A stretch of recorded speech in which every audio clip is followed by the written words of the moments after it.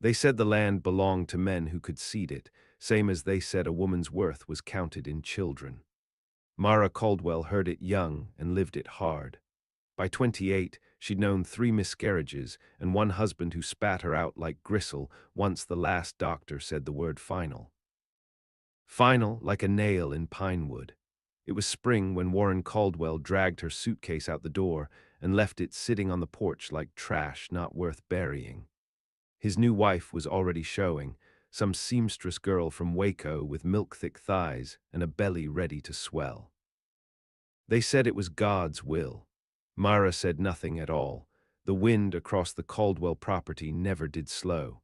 It whispered through grass with a kind of cruelty, the kind that made even healthy cattle miscarry in the dry months. Mara stood barefoot on the porch and watched her place in the world shrink behind her, acre by acre, until the road turned and the dust swallowed it. She walked for 2 days. Through pasture, then scrubland, then down to the old cattle trail along Dry Creek where the hawks circled low and the fences sagged. She might have died there and been glad for it, if not for the sound of a hammer echoing through the canyon like gunfire. Someone was fixing a broken gate, and Mara, driven by thirst or pride or some last ember of wanting to live, followed the sound. That's where she found him. He stood shirtless at the edge of a sun-cracked fence, hammering rusted nails back into place like the land owed him obedience. He had a boy beside him, maybe 11, holding a wire spool and squinting into the glare. The man didn't speak when he saw her, just looked up, then down, then back up again like he was measuring weight against want. She must have looked half dead. Mara stopped just short of the gate, her voice cracked dry. "I ain't got nowhere." The man nodded, as if that was all the story he needed. He offered her water and nothing else, not even his name. She drank like it hurt, then folded herself to the ground beside a burned-out tree stump and passed out. She woke in a warm barn stall with a horse nearby, breathing steady like thunder in sleep. The boy was sitting outside the stall door with a shotgun across his knees. "I told Pa you ain't dangerous," he said without turning. Mara tried to sit up. Pain lanced through her ribs. "You shouldn't believe everything you think." He shrugged. "Didn't, just said you looked more sad than mean." Mara slept again. In the days that followed, the world rearranged itself. The ranch was called Broken Mesa, near the edge of McKenna County, west of the old railroad tracks that no longer ran. The cowboy was Will Harper, and the boy was his oldest, Tom. 2 more children emerged like fox kits, a red-headed girl named Elsie and a smaller one, Rosie, who didn't speak but followed Mara everywhere like a feral thing. No one asked her why she'd come, no one told her to go. She found herself sweeping out sheds, peeling potatoes, mending shirts. Mara knew how to vanish in usefulness. It had kept her alive during long spells when Warren didn't look at her unless there was a Dr. Bill or a dry chicken to blame. On the 5th morning, Will poured her coffee without speaking and sat across from her at the rough-cut table. "You looking to stay on?" "I'm not looking," she said, "just breathing." He studied her a while. "Breathing counts. You can earn your keep here if you want. Ain't much, but the kids like you." Mara thought of Rosie, who had taken to sitting beside her in the dusk while she shelled peas, her tiny hands mimicking the motion. Mara had never held a baby past its 4th month. The ache surprised her. She nodded once. "All right." So it was set. Work on Broken Mesa didn't leave room for mourning. Every day was fence mending, animal tending, roof patching. Will was not a man who wasted words or motion. When he wasn't working, he was watching the sky like it might betray him. Mara learned quick to match his silences. There were scars on his forearms, old rope burns and fresher cuts that hadn't healed right. She never asked how his wife died or why Rosie didn't speak. The pain was already written in the way he moved when someone mentioned winter. Tom told her in pieces anyway. Their mother had died birthing Rosie. The last midwife on the trail, gone 3 years since, left no replacements. Will buried her under the cottonwood where the cattle never grazed. He don't say her name, Tom said once. I think maybe it hurts too much. Mara said nothing. She knew something of that. By summer's turn, people in town started to talk. Will Harper, long widowed, had taken in a woman. No one knew her name proper, only that she cooked better than most and could skin a rabbit in under a minute, that she didn't go to church, that the children followed her like shadows. One woman called her a witch. Another said she must have worked at a saloon. Mara heard all of it. Will never said a word in town, but one night, while she scrubbed the mud off Rosie's boots by lamplight, he stepped into the room and said, quiet as prayer, "Don't let them make you feel small." She didn't answer, but she didn't cry either. The years had taken many things from Mara Caldwell. Her name, her place, her blood hope of a child, but here in the red dirt and the wind something was being rebuilt, slowly, quietly, one day at a time, and it had just begun. The monsoon came early that year. It rolled over the hills like something uninvited, ripping branches and flooding the creek bed that separated Broken Mesa from the next ranch over. The fields drowned. The hens stopped laying. The pigs bellowed like prophets. On the fourth day, a lightning bolt struck the hay shed and set it to burning. Will had it out before the roof gave, but the smoke blackened half his left arm, and the next morning the skin split open like parchment. Mara found him in the kitchen with a rag soaked in vinegar and his jaw tight enough to crack teeth. The kids were outside trying to build a dam of stones and laughter. Mara took one look and said, "You'll rot like a hog left out if you don't let me clean it proper." He didn't argue. That told her how bad it was. She sat him down, boiled water, and crushed the herbs she dried herself months back, things she remembered from her grandmother's old root cellar: comfrey, willow bark, a pinch of wintergreen. Her hands moved with purpose. His arm trembled once, but he didn't make a sound. "You were a healer?" he asked, not looking at her. "No," she said, "just a woman who's watched enough pain not to flinch." The skin peeled away in layers, and she kept her face steady. He didn't thank her when she wrapped it. He didn't have to. The storm passed by the 6th day, leaving the land gorged and muddy. Mara hung laundry while the wind dried it sharp, and the children ran barefoot through puddles. Rosie clung to her hem like she always did, wordless, eyes wide. Then, one afternoon, something shifted. They were sitting under the oak behind the house, stringing beads from a cracked tin of sewing supplies. Rosie tugged Mara's sleeve and whispered a sound, soft, nearly swallowed. "Mama."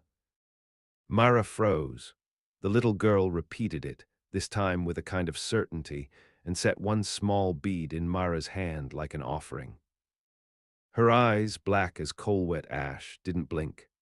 Mara held the bead so tightly she felt it dig into her palm. That night, after the children had gone to bed, she found Will on the porch with a jug of cheap whiskey and a gaze pinned to the horizon like he might outrun it. "She called me Mama today." He didn't answer at first, just tipped the bottle back and wiped his mouth with the back of his hand. "You mind that?" "I don't know what I mind anymore," she said. The silence stretched, then broke. "She don't remember her real one," he said, voice flat. "Elsie does, Tom too, but Rosie was still sucking her thumb when it happened. I tell myself that's mercy." Mara sat down beside him. "It's not." "No," he agreed. They didn't talk more. The stars came out one by one, and the night grew thick around them. Mara thought about what it meant to be claimed, not as a wife or a possession, but as something primal, something needed. Rosie had named her without asking. A child's truth, simple, unfiltered. She didn't correct it.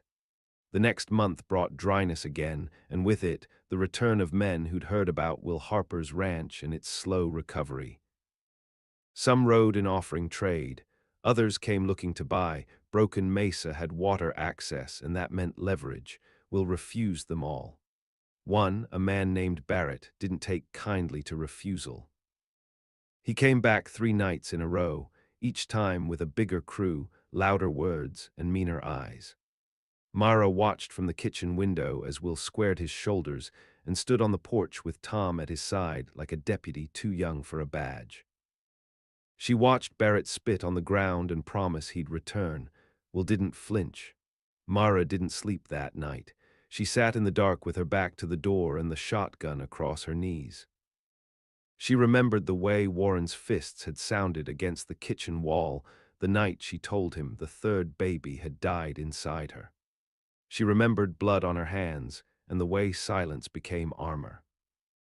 In the morning, she loaded bullets into every rifle they owned, just in case. Will didn't question it. By late autumn, it became clear that Barrett wasn't interested in purchase anymore. He wanted to break the ranch. He poisoned the north well, slaughtered a steer, left it rotting on the fence line. Will stayed steady, but Mara could see the wear in his shoulders, the way his hands shook when he thought no one watched. Elsie started sleeping with a knife under her pillow. Tom begged to be taught how to shoot better. Will relented. Mara did too. By the first frost, the house was a fortress. Reinforced doors, dugout cellars, traps set along the eastern ridge. Still, the fear was a slow tide that soaked them every night, soaking into the walls, into Rosie's nightmares, into the brittle way Will kissed his children's foreheads before dawn like it might be the last time. They were a family now, whether spoken or not, blood or not, and the world hated that. One Sunday afternoon a knock came, not at the front. At the back, near the chicken coop, soft as wind and just as wrong. Mara answered with a rifle in hand. It was Barrett. It was a woman. She looked younger than Mara, but life had cut deep around the mouth and eyes. Her dress was clean, too clean for someone traveling alone, and her hands trembled just enough to be noticed. "I'm looking for shelter," she said. "I heard there's kindness here." Mara looked past her, saw no tracks, but the woman carried nothing. No bag, no coat, just a necklace of pale bone around her neck. "What's your name?" Mara asked. The woman hesitated. "Sarah." Mara didn't believe her. Still, she let her in. That night Mara didn't sleep. Neither did Will. There was a scent about the woman, honeysuckle and iron, like perfume rubbed over rot. And in the morning, Rosie was gone. Rosie vanished like breath in winter. No tracks, no scream. Her boots were by the door where she'd left them. The quilt she slept under was folded with care, her little rag doll perched on top like she'd been told to leave it behind. Will's roar cracked the morning open. He tore through the house, then the barn, shouting her name until his voice gave out. Tom saddled 2 horses before the sun cleared the ridge. Elsie stood frozen in the doorway, one braid half undone, whispering prayers to a god who had never answered fast enough. Mara searched the creek beds first, then the old well. Then the cellar where they kept preserves and tools and where once, long ago, Mara had hidden from her first husband's rage. But Rosie wasn't there. She wasn't anywhere. And Sarah was gone too. By noon, they found the tracks. Just one horse heavyset moving east. A woman's weight, leading something light, maybe a child. The trail was shallow, but Mara read it the way others read scripture. She followed until the sky bled orange and the sagebrush tore open her calves. They camped that night beneath a bluff. Will didn't speak. He lit no fire. Tom kept the rifles close, eyes wild with something older than fear. Elsie curled against Mara and whispered, "Why she take her? What does she want?" Mara didn't answer. She didn't know, but her mind wandered back to the necklace of bone, the way Sarah's hands trembled like someone used to shackles. There was something in the woman's face that hadn't matched the name, something unlearned, something hungry. She wasn't looking for shelter, Mara said aloud, her voice like flint. She was looking for a child. At dawn, they rode. The trail led them into the dead lands. East of the basin, past the rusted cattle cars and the graveyard of locomotives, where the earth cracked from heat and vultures circled things still breathing. No one lived out there, not unless they were running from something worse. They rode past abandoned mines and shanty camps, past a trading post long since burned. Mara's knuckles split from gripping the reins. Will's eyes never left the trail. On the second day, they found the first sign of Rosie. A piece of her hair ribbon caught on a branch of devil's thorn. Elsie wept when she saw it. Will took it and tied it around the butt of his rifle. They didn't stop. On the third day, the wind turned foul. Campfires lit the hills in the distance, small ones, scattered, too many to count, and among them movement, shapes, people maybe, or not people anymore. Tom pointed at a rock ridge half a mile ahead. "There," he said, "that's smoke." Mara pulled her rifle tight to her chest. "We go quiet." They dismounted and walked the last stretch. At the crest, they saw it, an encampment built into a sunken hollow, ringed by shattered wagons and canvas sheets staked like tents. At the center, a bonfire blazed. Around it sat a ring of women, 20 or more, some old, some young, all dressed in threadbare clothes, faces streaked with soot or paint. And in the center, holding Rosie in her lap, was Sarah. The child was unharmed, pale, yes, silent, but breathing. She looked at Mara with calm eyes as if she'd expected them all along. Will nearly charged, but Mara caught his arm. "Wait," she hissed. "We don't know what this is yet." One of the women looked up. Her voice rang out sharp. "Who comes with weapons to a cradle?" Mara stepped forward. "Give the child back." "She came to us," Sarah said, her hand stroking Rosie's hair. "She's one of ours. We'll spat in the dirt. She's mine." Another woman laughed. Her teeth were filed to points. "She was yours, now she's safe. She won't die in blood like her mother. She won't carry your silence like a coffin." Mara looked at the fire, then at the faces around it. Not witches, not mad, survivors, cast-offs, the thrown away. She understood then this was no cult, no madness. It was a haven, a brutal one, sure, but built from the same hurt that had made Mara run barefoot through the desert once. "She didn't ask to be taken," Mara said. Sarah looked at her. And this time her voice broke. "No, but she called you Mama and you didn't stop her. That means you love her. That means you know." Mara's breath caught. Sarah stood, lifting Rosie gently. "She's yours if you'll fight for her." Will drew his rifle. "No," Mara said. She stepped forward, weaponless, "not with bullets." She looked into Sarah's eyes, then past her into the ring of women who watched, waiting for something older than justice. "I was discarded," Mara said, "because I couldn't make life, and I thought that was the end of my story, but Rosie, she wasn't born from me. She grew toward me." Her voice cracked, but she kept going. "I'm not here to steal her back. I'm here to carry her forward." For a long moment, there was only the crackle of the fire. Then Sarah handed Rosie to her, slow and deliberate like passing a torch. "She dreams loud," she whispered. "You'll have to teach her how to sleep again." Mara cradled the child close, feeling the heartbeat against her own. They left the camp without speaking. Will held Elsie's hand too tightly. Tom walked ahead, shoulders rigid. That night, back at Broken Mesa, Rosie slept between Mara and the wall, her breath shallow, her small body twitching with nightmares Mara couldn't enter. Will sat at the kitchen table until dawn. He didn't ask what Mara had done to bring her back. He only said, "Thank you." She didn't answer. She just lit the stove and started making bread, because the dough would rise whether the world broke or not. And she had someone to feed. Winter came early, harder than before. The frost bit through the windows even after Mara sealed the sills with rags and tallow. The cattle grew listless, and the old mare slipped on ice, breaking her leg clean. Will put her down with one bullet and said nothing for the rest of the day. Rosie wouldn't sleep without Mara now. She'd wake in the dark, eyes wide, whispering things that made no sense about fires and women with smoke on their hands.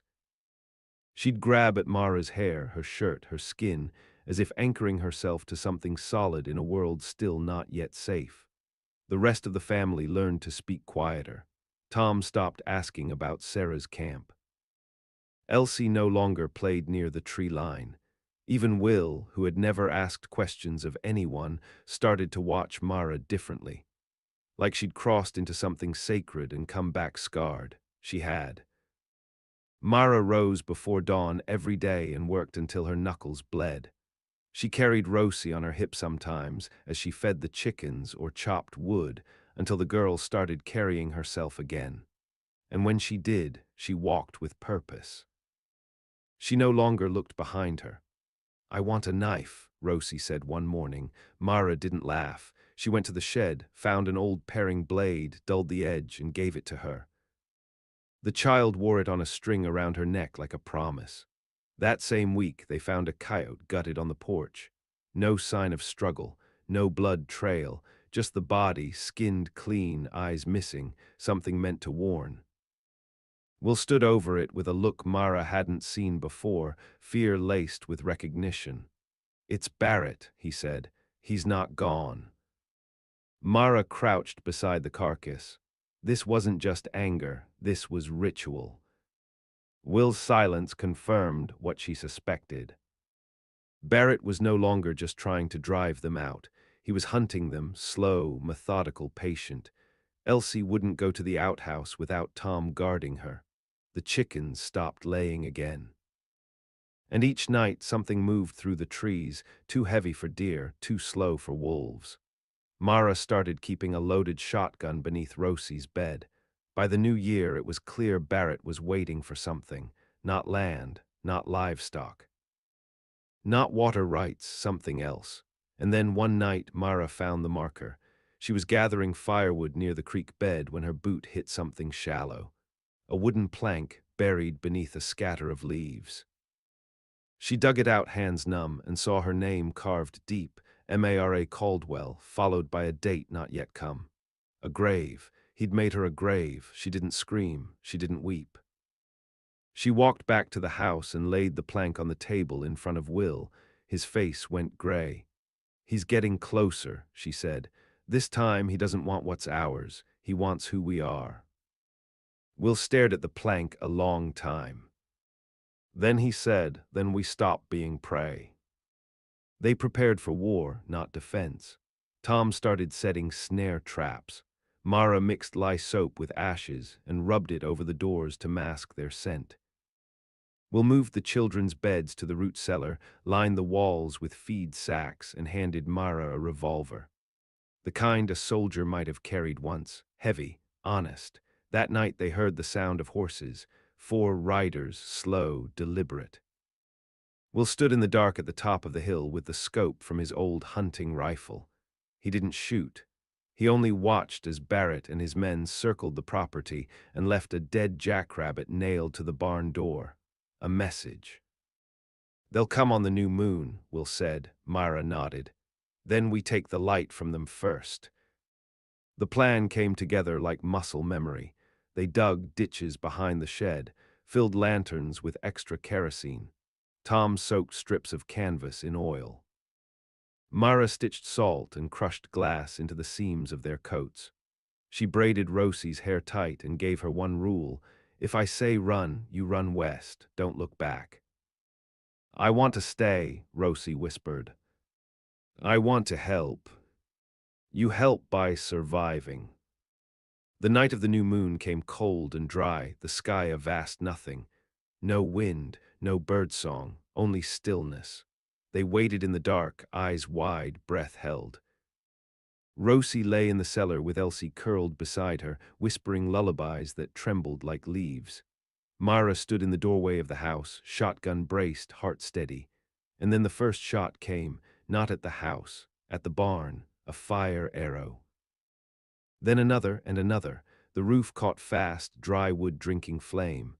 Light flooded the yard, casting long shadows. Barrett's riders charged from the trees, hooting like devils. 4, maybe 5. Mara didn't wait. She fired once, then ducked as return fire shattered the window beside her. Tom took position behind the chicken coop and hit a rider clean through the chest. Will emerged from the smoke, rifle crack sharp, silent as sin. Barrett himself rode through the fire like it was his birthright, face painted black, eyes wild. He didn't shoot. He didn't speak. He dismounted with a slow grace and walked toward the house like he'd already won. Mara stepped out to meet him. "You came," he said, almost smiling. "You made me a grave," she answered. He nodded. "Because that's where you belong. You don't get to keep what ain't yours." "She's mine," Mara said. "She's ours. You don't get to take anything again." Barrett stepped forward, and Mara pulled the trigger. The blast caught him in the ribs, tore him sideways. He fell, groaned, reached for his pistol. She stepped closer and fired again. When he didn't move, she waited. Only after the smoke cleared did she lower the gun. The others scattered. One limped off with a shattered leg. Another lay dead by the barn. The fire had consumed half the roof, but the house still stood. Will checked each body, then checked Mara. She stood with the shotgun still raised. "Is he gone?" Rosie called from the cellar. Mara's voice didn't shake. "Yes," she said, "he's gone." She didn't sleep that night. Just sat beside the grave Barrett had dug for her, carving new letters into the plank. Not her name anymore. Mother.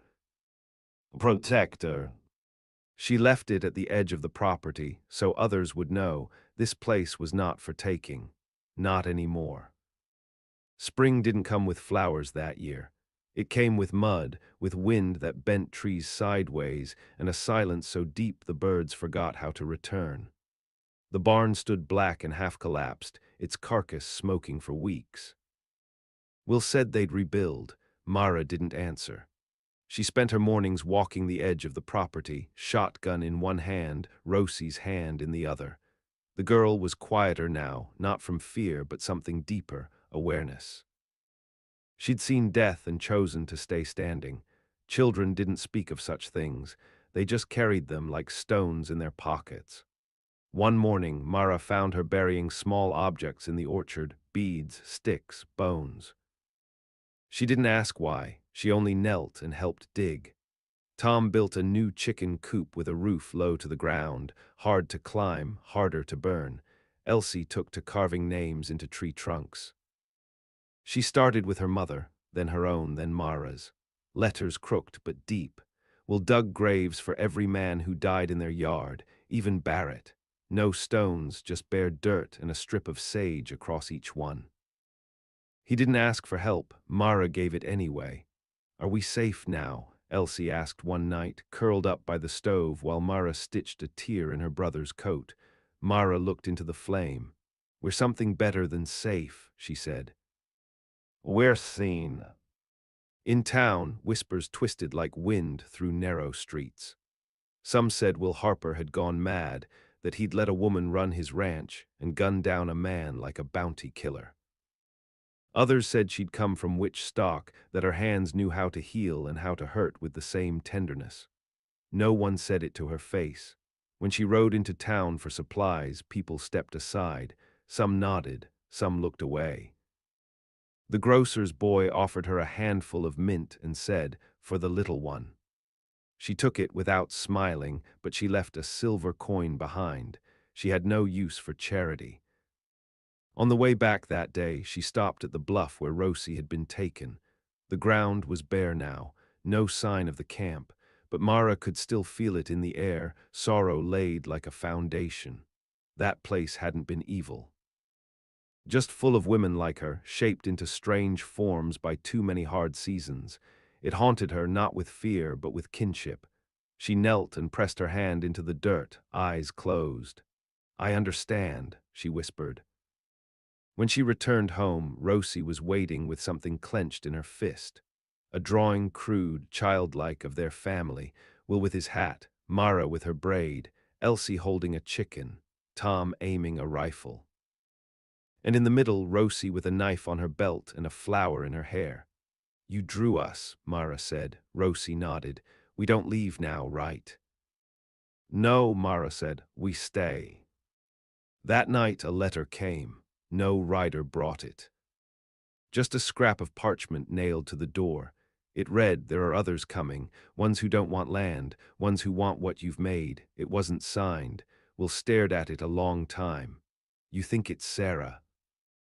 Mara shook her head. Sarah gave Rosie back. This is someone else. He folded the letter and tucked it into his shirt. We'll be ready. But readiness had a cost. That week Tom found a trap broken, the spring bent, something big, strong, maybe a man, maybe not. And then a sound came one night, low, wrong, like iron dragged across stone. The livestock cried out. The children woke screaming. Will fired twice into the trees. Nothing answered. Mara took Rosie and ran her fingers through the child's hair until she slept again. There's no end to it, is there? Will asked, not as a question. No, she answered. There's only holding what we've got. The next day, she found claw marks on the cellar door. 5 of them, long, deep. Rosie saw them too. She said nothing, but she slept with the paring knife in her hand from then on. The air grew colder again, strange for spring. Wind came down from the hills and brought with it a smell of ash and meat. Mara set traps with steel teeth. Will taught Elsie how to strike a match and run. Tom practiced blind-loading a rifle. And Rosie began drawing shapes in the dirt again. Circles, symbols, things Mara didn't recognize. One evening she asked, "Where did you learn that?" Rosie didn't look up. From the fire women, in dreams. Mara didn't stop her. She watched. They came 3 nights later. Not men, not beasts, things between. Pale shapes with teeth like rusted nails, cloaked in the smell of burned sage and blood. Will saw the first of them just after midnight, standing at the tree line, watching. He didn't wait, he fired. The shape dissolved like dust in wind. Mara gathered the children into the cellar, locked the door from outside, whispered to Rosie, "You don't open this unless it's my voice you hear." Then she turned and faced the yard. 6 of them emerged, no eyes, only mouths. They moved wrong like shadows in water. Mara didn't hesitate. She lit the traps. Fire exploded across the ground in rings, driving 3 of the creatures back. Tom took one down with a headshot. Will swung the axe into another and shouted Mara's name. The last one came fast, too fast. It reached her before she could reload. Claws slashed her arm. She fell hard, blood soaked her shirt. It leaned over her, and then a voice rose, high, furious. "Get away from my mama." Rosie, the cellar door burst open. The child stood with her arms raised, knife in one hand, the other smeared with something red and shining. Around her, the symbols she'd drawn in the dirt began to glow. The creature turned, and then it screamed. Light exploded from the ground. The shape disintegrated. Silence fell. Rosie ran to Mara and pressed her tiny hands to the wound. "You're not allowed to go," she said. Mara smiled through pain. "I won't." "Not now, not ever." Will carried her inside. Tom stood guard all night, fire at his feet, rifle in hand. The sun rose late, but it rose, and nothing came after. By summer, the soil softened again. Tom planted new crops in the back fields, beans and barley, and things that could survive on little mercy. Mara watched from the porch, her arm still bandaged, the scar under it pink and jagged like a second mouth. It had taken weeks to close. Weeks of fever dreams and Rosie pressing cool cloths to her forehead, whispering, "Stay, Mama, just stay." She stayed. Will repaired the barn slower this time, one plank at a time, like building something meant to last past them.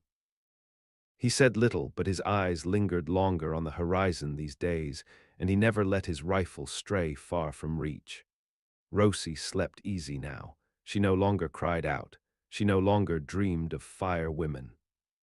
Instead, she began learning the ranch like she'd been born to it, how to read weather, how to break a horse with sugar cubes and patience, how to keep bees from swarming by singing soft under her breath. Mara taught her all she knew, and then watched as the girl taught herself more. The knife Rosie had once worn on a string now hung from her belt in a real sheath. "Can I help with the branding this year?" she asked one morning. Mara looked at Will. He nodded. Rosie grinned. Elsie carved new names into the trees that spring. She added one more next to the others, Rosie Harper, below it, daughter of fire and bone. Nobody corrected her. On Sundays, Mara began teaching the children how to read properly. Not just Bible verses or dry homestead manuals, but poetry. Things she remembered from a past life, lines about mountains and wolves, and a world that could still be beautiful if you looked from the right angle. One morning, as she read a stanza aloud, Will stood just outside the window listening, hands on his hips, dirt under his nails. He didn't speak, but when she paused, she heard him repeat the last line under his breath like a blessing.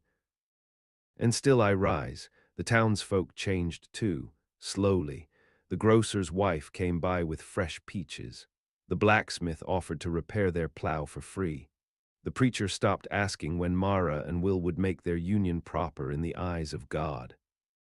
It was Elsie who finally asked aloud, "Are you going to marry her?" Will looked at Mara across the table. She raised an eyebrow.